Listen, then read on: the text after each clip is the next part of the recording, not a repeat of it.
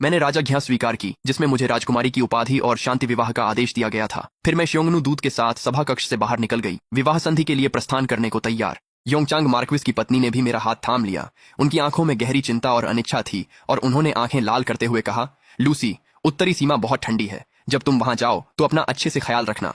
अगर तुम्हें जरा भी कोई तकलीफ हो तो मुझे पत्र लिखना। योंगचांग मार्क्विस का घर हमेशा तुम्हारे साथ है। मैंने योंगचांग मार्क्विस की पत्नी की ओर देखा। मेरा दिल कृतज्ञता से भर गया और मैंने सिर हिलाकर हामी भरी।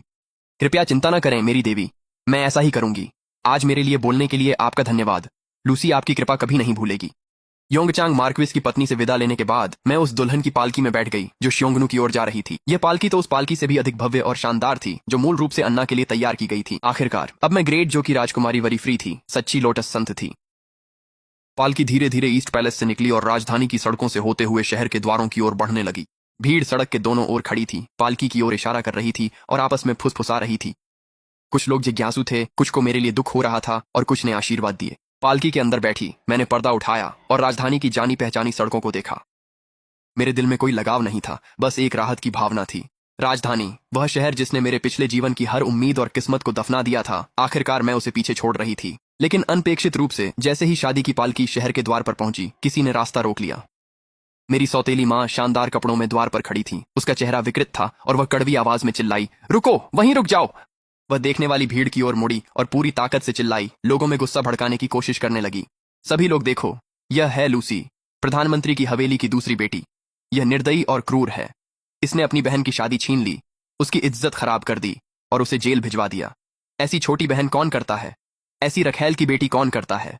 सभी लोग खुद फैसला करो। उसकी आवाज तेज और चुभने वाली थी, जिससे आसपास के लोग मुड़कर पालकी की ओर देखने और इशारे करने लगे। पालकी के पास चल रही महल की आया ने उसकी बिल्कुल भी परवाह नहीं की। वह रानी माँ की सेवा में रहती थी और उसने कई बड़े दृश्य देखे थे। वह सीधी खड़ी हुई और आगे बढ़ी। फिर उसने मेरी सौतेली माँ से ठंडे स्वर में कहा, यह औरत कहाँ से आ गई जो राजकुमारी की पालकी को रोकने की हिम्मत कर रही है? अपनी आंखें खोलकर ध्यान से देखो, अंदर बैठी हुई कोई प्रधानमंत्री की दूसरी बेटी नहीं है। वह है राजकुमारी वॉरीफ्री, जिन्हें स्वयं सम्राट ने यह उपाधि दी है और जो श्योंगनू की भावी राजकुमारी बनने के लिए वहां शांति विवाह हेतु जा रही हैं। तुम यहाँ झगड़ा करने की हिम्मत करती हो? क्या तुम्हें जीने की इच्छा नहीं रही? राजकुमारी वॉरीफ्री? कौन राजकुमारी वॉरीफ्री? मेरी सौतेली माँ के चेहरे पर जो घमंडी मुस्कान थी वह एकदम से जम गई, जैसे उसने दुनिया का सबसे बड़ा मजाक सुन लिया हो। उसने सेडान की ओर इशारा कर चिल्लाया, अंदर वही अभागी लूसी है। उसी ने मेरी अन्ना को चोट पहुंचाई। तुम नौकर अपने मालिकों से गद्दारी कैसे कर सकते हो और उसे लोगों को बेवकूफ बनाने में मदद कर रहे हो?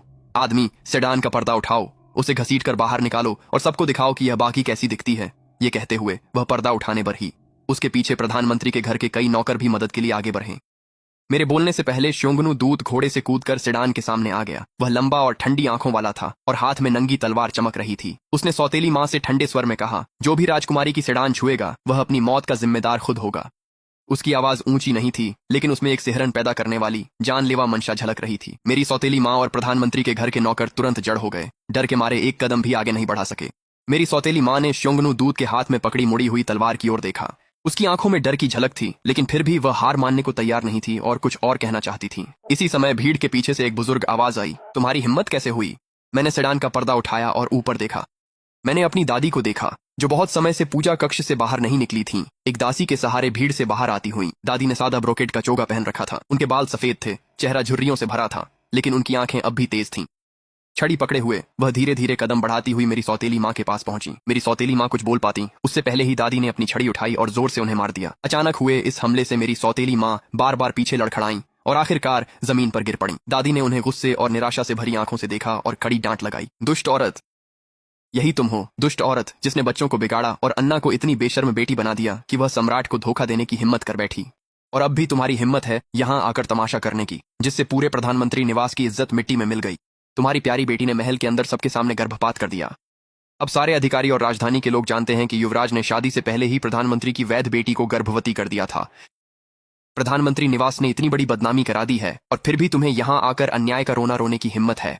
दादी के हर शब्द के साथ मेरी सौतेली माँ का चेहरा और भी ज्यादा पीला पड़ता गया और उनका शरीर और जोर से कांपने लगा।